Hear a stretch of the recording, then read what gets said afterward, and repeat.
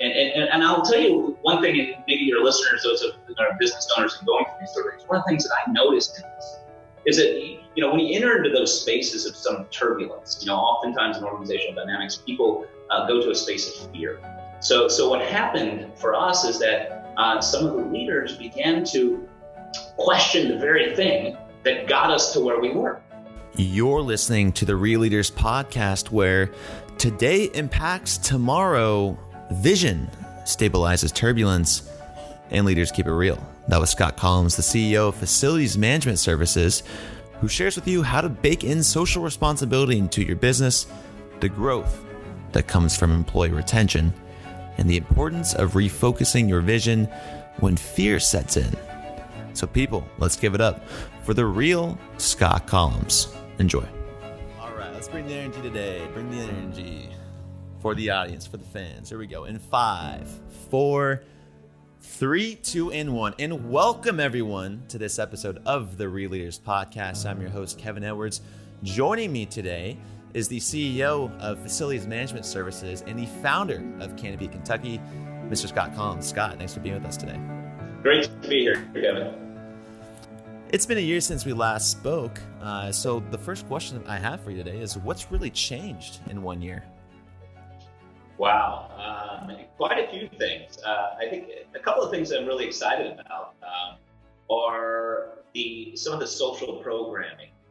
If you remember last year, we spoke about how we integrated social programs into our workplace through, first doing employee surveys to see what our janitors, we're a cleaning business for some context there, what they were interested in and what they needed help around.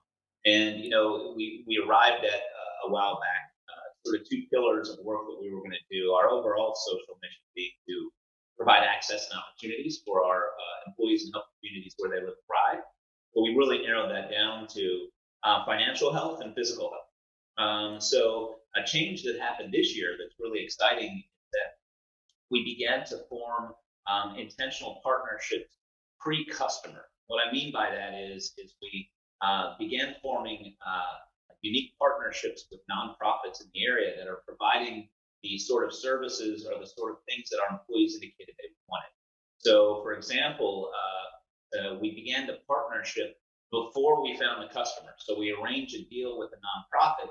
And let me give you an example. There's a nonprofit here locally last year that we started this project in January called Choose Well.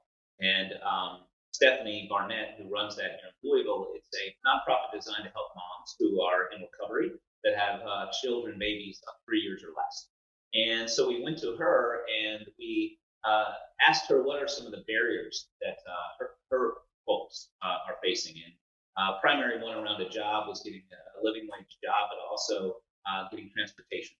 So the idea was, is we formed a partnership to where she is supplying her services to the women, which is around housing and around support services to help keep them off drugs. And where we came in and went to our local public transportation company organization, they gave us a van, donated a van, and we supplied the transportation.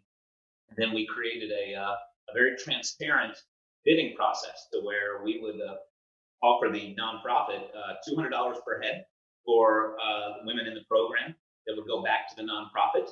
And we would also provide the transportation to get from the work. We would also, in our bid, pay a living wage. And then we went to potential customer, full transparency. Here's what we're paying. Here's what our margin is. Here's our equipment cost. Here's our supply cost. And, essentially made the argument of, look, you're doing philanthropic good already. You need the building already. What if we formed a partnership to where this is how we're going to do business? And it worked. We got a Passport Health here in Louisville, Kentucky to bite our first attempt at this. And the amazing thing is, Kevin, is that after 6 months through June of 2019, there were not any missed shifts.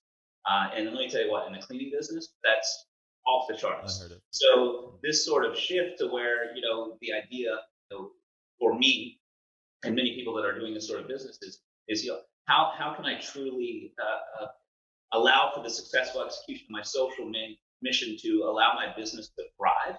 And in my business, one of the key issues is turnover. So in this particular example, it really shows how the successful execution of the social mission and creative ways to do this good in the world ultimately translate into better work performance and better services that we're offering. So that was the initial example. What's really exciting about this year is we've taken that concept and scaling. We're going to take that. We branded it. It's called Clean Start. We're co-branding with the Urban League here in Louisville, Kentucky, and our goal is to take this and apply it to dozens of different customer scenarios. Clean Start. Okay, this will be a good topic then. So for our audience listening to this, maybe some people might think social enterprise is very difficult to insert into my own company. But what you're saying is, with any company, you just want them to focus on their job by making their life around them easier, by helping these moms in recovery, helping them out with transportation, having them feel like they can participate in things that they want to do, and that's translating to no missed shifts and better service for the product. So maybe, how do you define a socially responsible business, and what are some misconceptions that go along with it? Well, of course, the biggest misconception, right, is that it's not going to make money, that we're a nonprofit, right? And that's a mistake. For the reason I think about, the way I think about a social enterprise is, I guess what I just articulated, and that is, how do you take you're doing good, you're doing well, you're benefiting people, our environment, and actually turn that into something that allows you to be financially viable. So it's like that intellectual trick of, I want to do the good, but how do I make sure that it allows me to be, successful and allows me to pay the bills? So the misconception is that it's one or the other, right? It's a false opposition.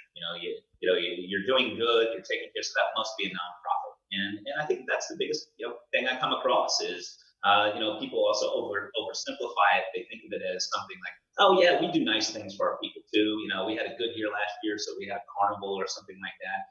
And they don't understand sort of the full integration of that social mission into the functioning of the business. So I like to think about, when I talk to folks about this, I think of a spectrum, right? So maybe on the far left-hand side of the spectrum, you have maybe a traditional corporate giving program, right? To where, hey, we had a good year. We got to stop people from getting mad at us because we made so much money. How many, who do we need to write checks to, right? I'm being a little cynical about that. That's not that. That's true. But over there on the left-hand side is that. And then over on the right-hand side, you have organizations that have a social and environmental mission that if you were to extract that from their business operations, the business would ultimately fail. And the idea is that you're moving along on this trajectory more towards that space over here on this side, and to where you're integrating that social and environmental good that you're doing becomes such an integral part of your company that you can't take it away. So that's really what's happening here at FMS is that recruiting and finding good people in the janitorial business and having them stay is a tough gig. And what's happening is that we're creating these innovative social programs, and it's becoming the way we find people. It's becoming the way we keep people. And if we were to remove that, we would have a lot of problems. So you're saying this is an operational change as well. A lot of organizations, like you alluded to, might have a marketing change that would be towards a social mission to give money back. But you're saying this operational change is translating in your financial viability. Now you're focusing on employee retention alone, employee satisfaction alone. Are there any other aspects operationally in your organization that you are including this social responsibility? Well, yeah. Let's just take the example I just gave. Sure, there's the employee element, but also think about the customer dynamic. So, this is in selling. So now I'm walking into potential customers and saying, hey, look at this, unique and innovative program that is very different than traditional janitorial companies. And in it is embedded is this good. So not only are you getting the building clean, but you're also, more than likely, we're obviously qualifying some of our customers. We're looking for people that are values aligned, right? So that we go in and that resonates with them. And that's not even to mention how the dynamic changes between us as a provider and the customer. And all of a sudden it's not as adversarial. It's like we're in this doing it good together and they're proud to be a part of it. So then there's a storytelling element where they're a part of the success and we put that on the community and it just really changes the dynamic. So it's just as much customer engagement as it is employee engagement. Now, and let me qualify that. It's becoming more that way. now that we woke up to this idea of, hey, let's put this plan together and go to customers with it. Scott, with Canopy Kentucky, you've obviously had a lot of conversations with business owners, helping them be an advocate for socially responsible companies. What are some of do they have any feedback in terms of, I want to do this, but I don't know how? What are some of the challenges with integrating something like this into their own respective organizations? Sure. Well, I mean, first of all, fortunately here in Kentucky, and I imagine with most states, you have a lot of good people out there, business owners that are intuitively doing this already. So, you've got a barber shop in Somerset, Kentucky that gives free haircuts to single moms before school starts for their kids. These are the things that show up, and so many business owners are thinking that way. So a lot of times what you get is somebody that's still in that intuitive phase of doing good. That's what I call it, where they're giving the haircut away, they're doing something nice for the community, but it isn't really thought out as to how does that fit in with the overall structure of the business? How does that fit in with vision? How does that fit in with planning and execution? And it's almost like a separate thing. Do these nice things over here, but it's not really linked to the actual business. So what I'll get oftentimes is people say, yeah, I'm already doing that stuff. I do nice things here, do nice things there, and try to really get that concept of that continuum I showed you, that line, moving more towards that intentionality of really operationalizing the good, of making it something fundamental to your organization. And then the idea, the intellectual trick is figuring out that programming, those partnerships that you can do that really positively affect some sort of challenge or problem you're facing within your organization. So then it really becomes part of what you do. It gets fully integrated. So for like that barbershop example. Yeah, you could have made a worse mistake. Yeah, exactly. Well, I mean, I guess so here's an idea. If this is like the give back model, and obviously this is a trade-off where you're just giving away, some money to help someone out, but you want to integrate that operationally is what you're saying. For instance, that barbershop, now this might not work for every single company, but for this barbershop, you're saying is if you have, say, a mother who's a hairstylist, you could do kind of what you're doing with your own company and take the ease off of what they're doing, and everything comes centered around helping out single mothers with Sure. their lives. And so that, in theory, could not only help your employees' satisfaction, but retain them so that they can build their customer base there and have more haircuts and et cetera, et cetera, et cetera. Okay. Absolutely. So that's a great example, Kevin. I think that's great. That idea of moving more towards intentionality around it. So, how can I take this moment of that single mom coming in before school, bringing in her two kids? How can I take that moment and tackle some of the things that I'm facing? Maybe, as a barber, I'm facing supercuts, the franchises that are popping up all over my small town and they're affecting my business. How can I use that moment to help solve that? So who knows? Maybe it's handing out 5 tokens and, hey, for every one of these that comes back to me from your friends, I'm going to give them one free haircut too. Whatever. Incorporating it into a marketing plan, incorporating it into something to where it becomes more than just that action, and owning that's okay. We're a for-profit business. It's the idea of the good becoming part of the strategy. Mm-hmm. Right. And the strategy, like what you've alluded to as well, is you are creating a comparable, like your facilities management services versus another. You got great employees with sustainable products, and an organization that has the same ethos might choose your company over somebody else. Is there a competitive edge to this? And what do you fear for businesses who don't make these changes? Yeah, there is a competitive edge, but it's still so new, man. So it's still, it's almost, we're in an era of much of us are trying to change consumer consciousness, right? We're trying to change the way people make business decisions. Now, what's exciting is it's showing up in all kinds of different spaces. With the Canopy, the exposure we're getting to large corporations that are here in Kentucky, and they're really interested in the work we're doing because all of a sudden their mega corporations are saying you need to have a verifiable social or environmental mission. So now they're looking to us to say, how can we incorporate that? So, and that's just one example of how this is really showing up in different spaces. So, I think that we're beginning to be able to make the argument that it's perhaps an inevitable change, that it's coming. And, of course, we use the data around the millennials and, they want to work for and they want to buy from. But, the truth is that it's popping up in so many different directions, whether it's BlackRock, whether it's CEO Roundtable now, whether it's the cover of Forbes. But the truth is that the energy is there. Scott, is there a difference between like socially responsible companies and environmentally responsible companies? So for instance, like, I guess I'm big into like market driven solutions, and that we can take on climate change and we can reduce our impact on ecosystems, whatever.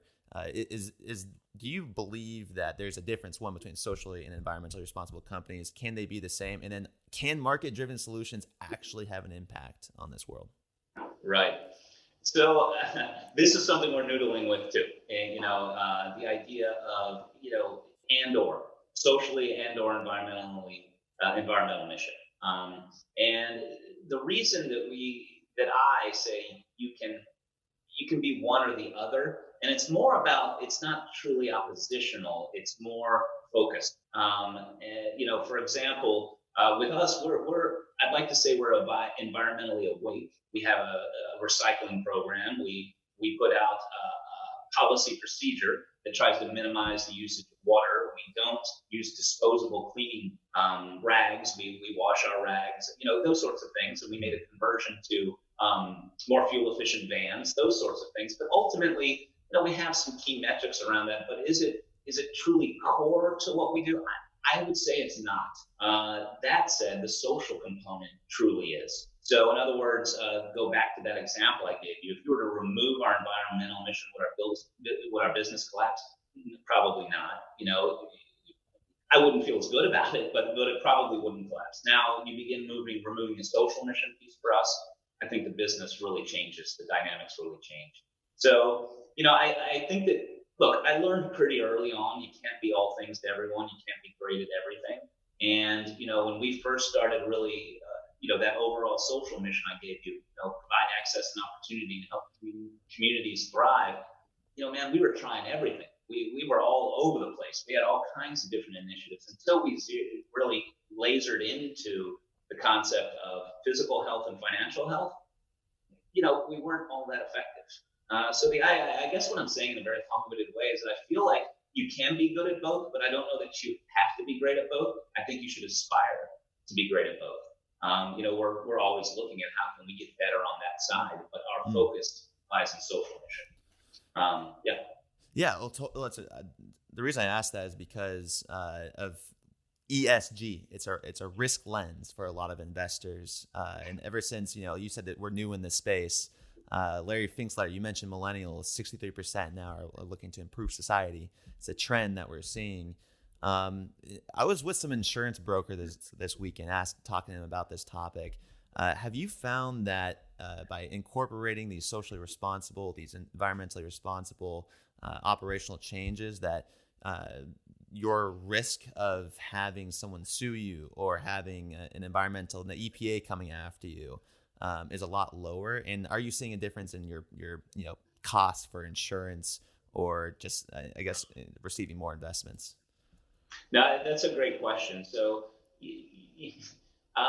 we have an incredibly, you hate to say these things out loud as a superstitious business owner, but we have an incredibly low rate of employee dissatisfaction, litigation around that, sort of EEOC claims and things like that. And I attribute much of that to, we have 900 employees, so I attribute much of that to our culture and our environment, where it's just so integral, from the hiring process to the training through the messaging that they receive, that I really feel that helps minimize those. Now, what I will say is that we've never really had major problems with that, and that but I also attribute that to us being in that intuitive phase that I articulated in the first 10 years I ran the company, where it was a small family business and we just took care of each other. We were operating with the same values, we just didn't know what they were yet. We hadn't really gone down that intentional path yet.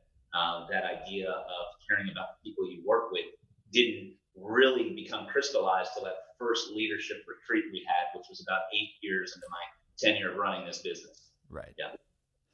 Right. The family value aspect of this is another question I wanted to dive into a little bit. How are you able to sustain those core values? And if you were to ask a random employee in the company today, do you think they'd be able to relay what this company stands for? Yeah, that is a tough question, and it's a tough challenge, right? Especially like in my business where you've got 900 employees spread out over a 350-mile radius, and it's not like they're showing up to the Ford plant all under one roof to work. They're going to all the buildings where they clean, and basically every day of the week and every shift is covered. So how do you do messaging and develop sort of culture around that? And that is a really, really tough challenge. And it's just being creative. It has to do, ultimately, yes, we have technologies and tools that you can use for that, whether it be on their phone, clock in a nice message there, putting up a poster in the closet when they come into work and they see some messaging there, our family festivals and picnics, all these sorts of things and different moments for engagement. But at the end of the day, what I know and what we believe in is that personal engagement, that it has to be that face-to-face relationship building. And so that becomes you have to bake that into your systems and processes to where our leaders understand that, as a director, the expectation is you're going to be in front of your people this many times a year, as a VP this many times, as an area supervisor this many times, as an assistant supervisor this many times, so that we can look at this scope and say, okay, we know we're going to get X amount of touches face to face with each of our people over the course of the year, and that becomes, that's how a value becomes integrated into procedure and then policy. So if we're going to say that we believe in that we care about each other, and that underneath that we say that face-to-face communication is the most effective, then how do we make sure that occurs? And I'll tell you what, it's interesting. So I went away to India in December for 23 days with my son, my 14-year-old son. We met the Dalai Lama. You can imagine some things happened while I was there. I got some perspective. And one of the things I realized with our organization, Kevin, is that we've had a really great run. I took over in 2001 when my father passed shortly after he bought the business. And every year from 2001 through 2019, we had 10% more growth. So 18 years straight, we had 10% growth or more. And what I came to realize in India was that we had done really, really well around culture, around caring, around people, around getting the right people in place, just a solid team of people that are really vested in the company. What happened, and what I've come to realize is, and this is relevant to the question you just asked, is that our systems didn't necessarily keep up with the growth that was given to us. So being completely vulnerable and open, 2019, we picked up more business than we ever picked up in 1 year. And one of our key metrics being what are our janitorial contracts on January 1st of that year? And then of those, not the new business, of those, how many do we have left on December 31st? It was more than double what our worst had been ever before. And that all happened last year. And what we're realizing is that we've done really well, perhaps around this concept of social mission, fully integrating it, getting people to buy in, getting good people in place. But now we have 900 employees, and how the heck do we effectively manage that with systems? And so that's where I'm at. Fortunately, somebody gave me a book called Traction. I don't know, you might have heard it, the VOS operating system. And we're in the process of really trying to implement that within the organization. And the reason I really like it is because it starts with vision and values. That everything builds from there, and then it moves into your processes, moves into your infrastructure and that sort of thing. So it's that idea of those things have to show up, like the example I just gave you. They have to show up in your processes and procedures. So if you're going to say we're a responsive company, how does that show up? All the way down to the example that they gave us. If you respond all the way down to the receptionist answering the phone within 3 minutes, putting a metric on that, that sort of thing. So kind of a tangent, but I'm just saying that the success of the social and environmental mission and the good work we're doing has also started to tug at, okay, and I'll tell you one thing, and maybe your listeners, those of our business owners and going through these sort of things, one of the things that I noticed in this is that when you enter into those spaces of some turbulence, oftentimes in organizational dynamics, people go to a space of fear. So what happened for us is that some of the leaders began to question the very thing that got us to where we were. So there became almost this false oppositional thing to where it's like you're either on the compassion, B Corp social mission side, or you're over here on the system side. And it was this sort of false opposition that had been created, and having to break that down and show that we need to fully integrate both of those things. It was part of the initial steps in what I had to do. So articulating that vision is very difficult to do for a lot of leaders, especially, I know it's like myself, it's like our founder is such a great vision and I'm so operational. Sometimes it's difficult for me to see where he's taking this. How do you articulate this vision, and what are some steps that you took when you said, oh, geez, we've got this, we need to update this system now. We've got these 900 employees. It starts with the vision in this book that's telling me to do this. Where was the first step, and maybe is there a breakthrough moment that kind of pops into your head? Yeah, man. A lot of listening, and I think that you probably sort of know it's out there because it's being talked about. In other words, I'm about what is the synthesis of the group, leadership, what's going on, what are they thinking, and so I just did a lot of questioning. Where are we, and then so the vision. Let's do the easy one. The first one, the easy one, is revenue, right? Okay, we're going to be here in revenue, and then profit margin. The numbers, folks, we come over that, what's reasonable. That one we moved through pretty quickly. But then it was really defining, like, who are we? What have we been putting energy into? So immediately we went, well, shoot, obviously this social mission is pretty important, right? So then the second we had like 4 primary components of our vision, that's very clear. There's 4 pieces. So the second piece is, we want to continue to be recognized as a leader in the socially conscious, impact-driven business movement. That is a vision, and we want to have measurable benefits to our employees that are showing up continuously and improving. So that's second vision. So there's that piece. Now, what's kind of cool about this is it ties in with our overall tagline, which is good people, clean buildings, better communities. So it all kind of fits into that. But that second one is around that social mission execution. Okay. The third one is the new one. This is what we've always wanted, but we kind of sucked at. And that is, we want to be seen as innovative leaders in managing janitors, in systems around effectively managing janitors. We want to be admired for that, and we want to be seen as innovative. So this is a new vision. This is one that we're putting a lot of energy into. And then finally, the last one is we want our customers to feel like they're receiving the best customer experience a janitorial service has to offer. So now we've got these 4 lanes that are obviously interwoven, but everything has to feed into that. And it sounds simple, man, but we hadn't really had that clarity before. So it's now a filter.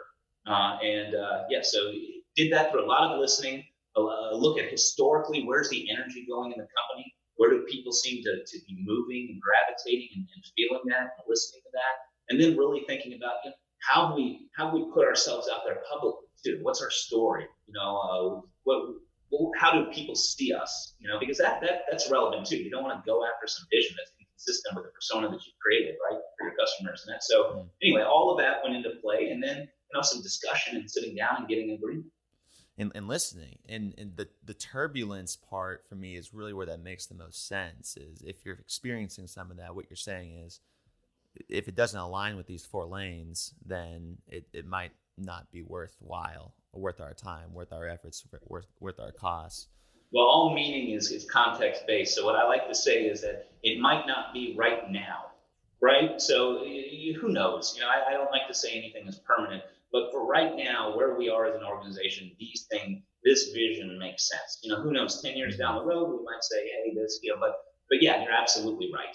But I think it's important to put it in that context, because people need to understand that it's in response to what is. So in other words, it's not something that exists separate from the culture, from the people, from what's going on. It is from them.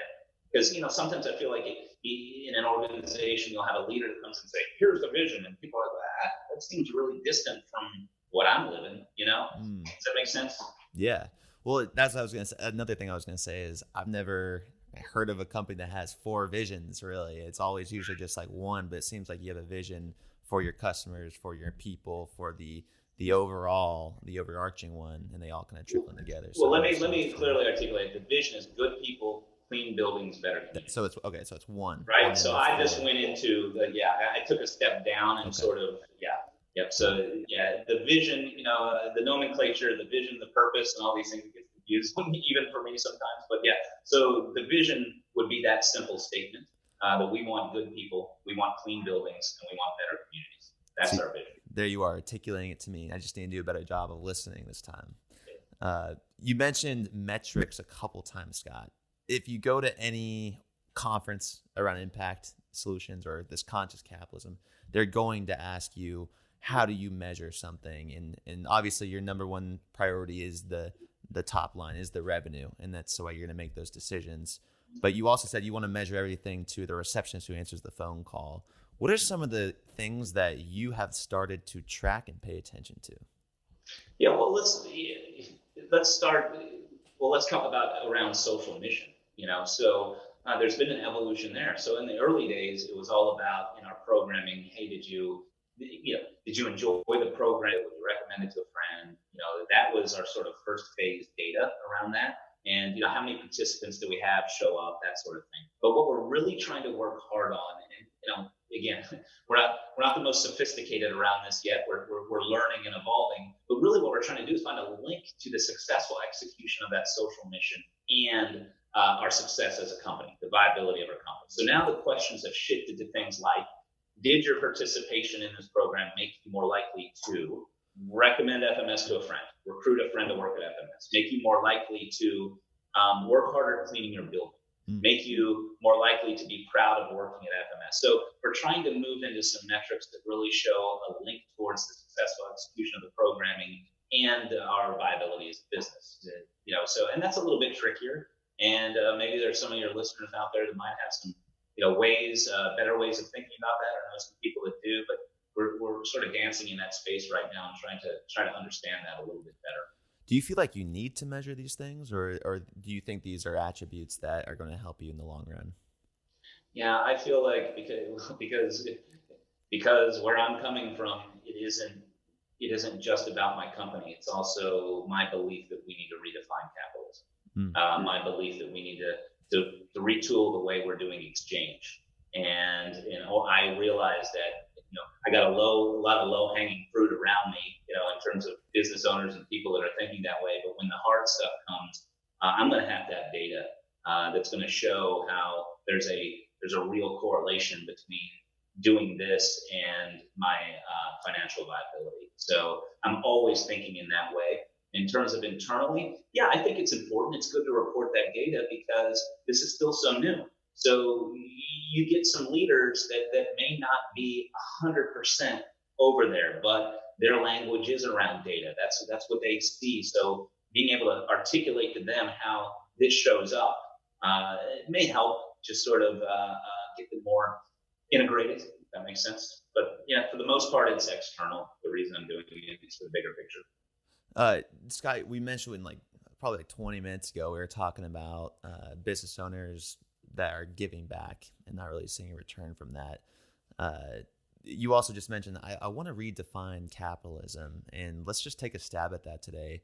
You mentioned a systems update. You need a systems update in your own company. To me, capitalism is its own system, and just like our iPhones, every now and then it needs an update, fix some bugs here and there. What are some possible things when you say I want to redefine capitalism? What does that mean to you, and maybe what does that look like?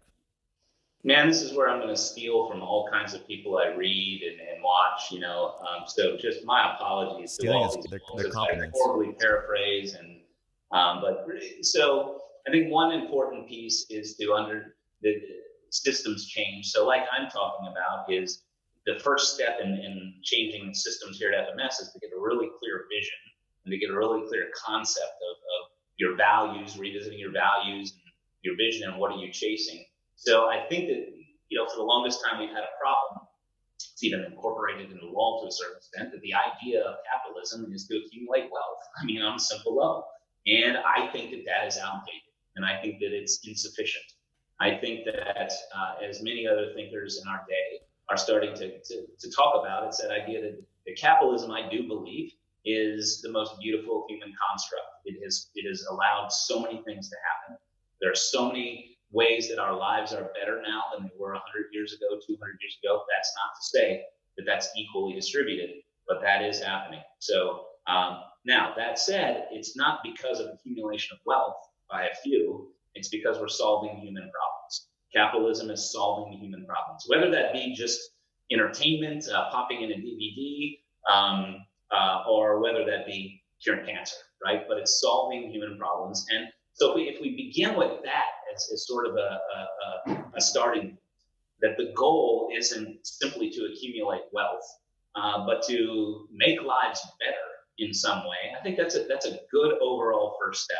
And then the idea of, as you get down lower and lower to, you can talk concepts and I get often, honestly, I get bored with hearing concepts like, hey, let's get down to the interpersonal. That's where it gets interesting to me. So what I like to do is take that all the way down to the idea of exchange.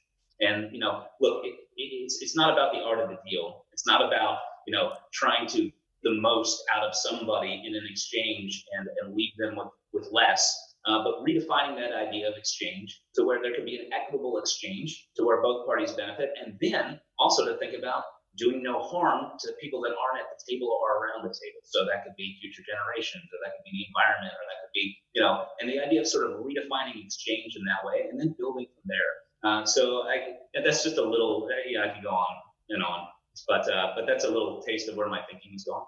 So you don't want to go on and on today? No, I don't. I don't. Thank you for the offer, though, because if you were down here with me having a good Kentucky bourbon, we could go on for a while. Well, it's interesting. It's like business. So if I have a conversation, okay, let's talk about bourbon. Not all bourbons are whiskey, but all whiskeys are bourbon. So like all for-profits are solving a problem, but not all socially responsible problems are a problem that is towards, what you're saying is something that's going to help humanity out, right? So you could say we're solving a problem by giving someone a software that's going to help funding for nonprofits and improve, the pockets of my own employees. But where do you draw the line really between a company that's socially responsible versus a company that's not being socially responsible? Does that make sense? Yeah, absolutely, it does make sense. So that's where, what I like about much of the work that's being done. So like what they did with B Labs and even what we're trying to do here with Canopy Kentucky. And that's the idea of a balanced approach. So the idea is that it's not sufficient to create a product that may do that service, right? You also have to operate internally well. You have to treat your people well. There's different components to it. There's the idea of just let's take an example. How are you leading? Are your leaders leading in an ethical and a fair way? Are your people being treated fairly? How are you treating your vendors? How are you treating the neighborhood where you live? Yes, you're putting out a nice piece of software that's helping a lot of people here, but what are you doing in your neighborhood? What are you doing for the people that show up to work every day? Because, the sexy thing is that external impact piece, and everybody wants to look at that. Here's this great company that's doing this great thing for the neighborhood. But the fact is if you're paying your people peanuts and you have a horrible work environment, that's not part of this evolution. It needs to be a balanced approach. So I think that may address your question a little bit. Yeah, the balanced approach is, and I think you said it earlier too. Let's start just by improving lives, essentially, by taking that simple problem on. Start by doing no harm. That seems to be the logical first step. Like identify doing it. Where are you doing harm, and maybe that's a good place to start and try to minimize that. But doing good, we can talk about that for a while too. But yeah. So is facilities management services like? Do you have shareholders in the company, or is it privately held? So I have a few external shareholders, but I also have 12 leaders that have equity positions in the company. Okay. I own the majority of the company, and the rest of it is distributed amongst, I think, 14 shareholders. Okay.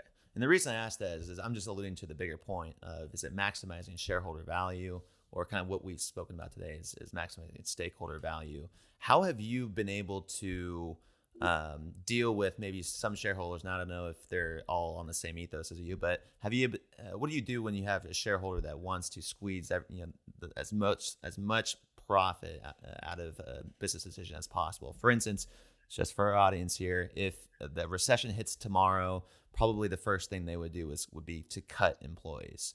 Like, what would be, or have you dealt with any examples like this, and what are your thoughts? Sure. Well, I guess I would answer that by saying, one, we've been fortunate to have success, so they trust in the model. They trust in what's occurring, and I think they also know that, part of the reason that this success is occurring is because we have a leadership team that really believes in and buys into this, so that their performance is linked to this way of doing business. So I think they understand. One of the root issues around it might be something more like, are they okay with a longer game? Because that's really what it kind of comes down to.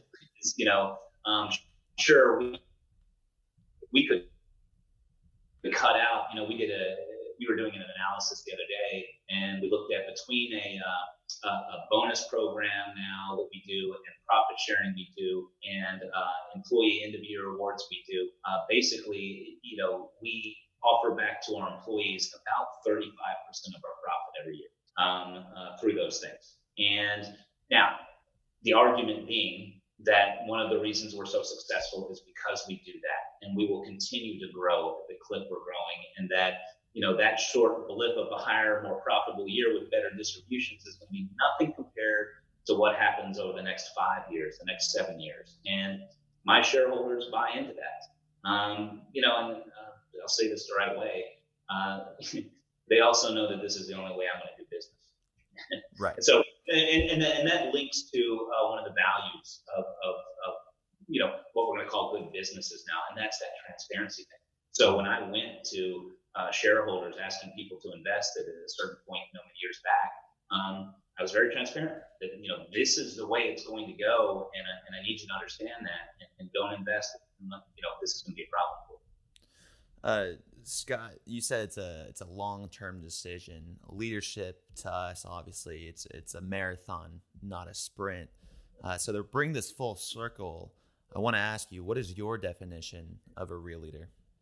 Yeah, this would change as constantly. It seems like, it has to do with what I'm struggling with, I think, at any given moment, right? So you ask me again in 6 months, it might be different. But for me, real leadership right now is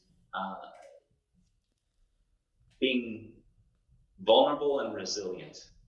So that's what I'm feeling right now. So like I told you, 2019 was a turbulent year. As a leader, I lost some confidence. I was not as confident as I had been in years past in 2019, and that was a combination of both personal and business. Some things happened, and and going and getting some perspective and taking some time to realize, one, just keep showing up during the turbulent times. Just keep your presence. Don't go away. But then realize what you need to do to come back, and then be willing to share and be vulnerable and say, hey, look, this happened. I'm a human. This is where I went. But then to always come back, to always be resilient, to always, fight through those difficult moments, and to model that. And so for me right now, leadership is sort of being vulnerable, owning where you are as a human, and being willing to share that, but also just having that drive to just keep showing up, man, and just keep pushing. Keep pushing. It's a marathon, people. Beautiful. Yeah. Well said, Scott. Appreciate your time coming back on the Real Leaders podcast. And congratulations again, 2020's Real Leaders Impact Award companies. Looking forward to having you on the magazine that's already out, actually, as well as hopefully we'll see you at the Mo Summit, or somebody from your company at the Mo Summit. But Scott, we talked about a lot today about socially responsible companies. What does it do? It helps employee retention, and in this case, operationally. A systems update. What did you need to update in your own system? Capitalism. How can we redefine it? And what does vision look like in your own organization? So for Scott Koloms, I'm Kevin Edwards, asking you to go out there, Be vulnerable, resilient, and always, folks, keep it real. Thanks, Scott. Thanks, Kevin. All right, everyone. And I hope you enjoyed this episode as much as I did with Scott Koloms today. And if you made it this far in the episode, well, you're going to be glad you did, because you, my friend, are getting a free special edition. All you got to do is go online to real-leaders.com/impact-awards, enter in your email, and you're going to be sent a free special edition that features our cover star, Miyoko Shinner, her story, along with the 100 top impact companies of 2020. You're not going to want to miss it. Go online, check it out. That's real-leaders.com/impact-awards. All right, good people, and that's it. Thanks for listening to this episode. If you haven't subscribed already, please do so, or tell a friend about the podcast to keep this conversation going.